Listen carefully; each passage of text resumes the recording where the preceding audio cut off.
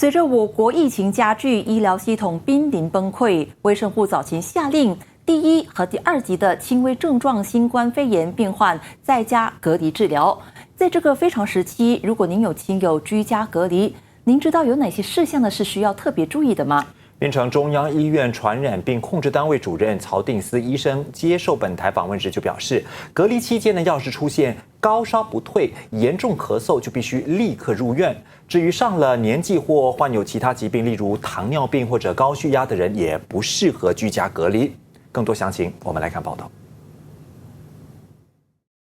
确诊人数暴增，病床又告急，国内医疗体系濒临崩溃。卫生部规定，无症状和轻微症状患者居家隔离治疗10天。但是，槟城中央医院传染病控制单位主任曹定思专科医生指出，高风险群体，例如患有慢性疾病或上了年纪的人，不适合居家隔离。那么，在这个居家隔离的方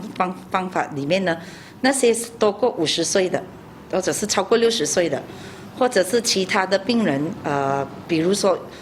少过60岁，可是有糖尿病、有血压高，或者是有肾病啊、有肺病的病人，是绝对不可以自家隔离的。卫生部提醒，隔离期间要时刻观察，并在 MySejahtera 应用程式呈报自身健康状况。卫生局官员会定时拨电联系病患，一旦发现病患没有接听，官员会登门检查。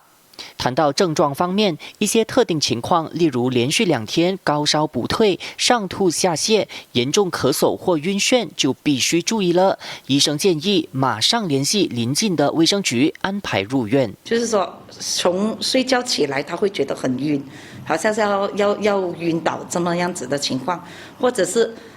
睡觉醒来就觉得呼吸很困难。比如说要从我们的床去到厕所，再回来的时候你就上气不接下气，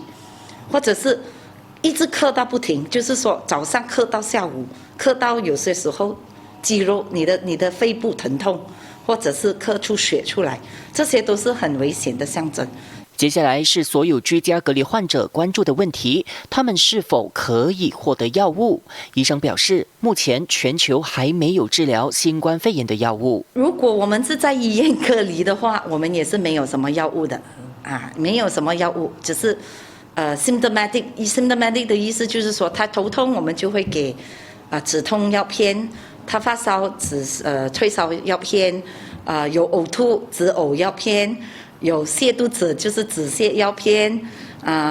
维他命方面呢，我们没有自己给，不过有很多病人他们会带维他命进来。这场疫情对一些确诊者的身心灵带来伤害，不仅要承受疾病带来的身体折磨，还有心理煎熬。拉平曲线需要大家的共同努力，社会也需要更多爱与关怀，给确诊者鼓励，拒绝歧视。希望这场疫情也让我们有机会见证人情冷暖。